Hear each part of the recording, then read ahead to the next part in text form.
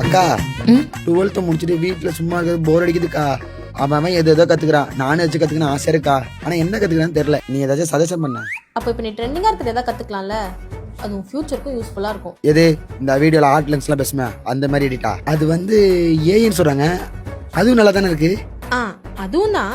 ஆனா நான் சொல்றது அதுக்கும் மேல. இந்த வீடியோஸ்லாம் ஒரு ஸ்மால் பார்ட் தான். இப்போ ஏஐ எல்லா இடத்துலயும் யூஸ் பண்றாங்க, கம்பெனிஸ்ல, ஜாப்ஸ்ல. அதனாலதான் இப்ப நிறைய புது புது ஆப்பர்ச்சுனிட்டிஸ்லாம் வருது. அதான் எனக்கெல்லாம் கோடிங் தெரியாதே. யார் சொன்னா அதெல்லாம் முன்னாடி கத்துக்கணும்னு? ஆக்சுவலி IIT ரூக்கில இருந்து ஒரு ப்ரோக்ராம் இருக்கு, அதுவும் தமிழ்ல இருக்கும். ஸோ நீ ஈஸியா கத்துக்கலாம்.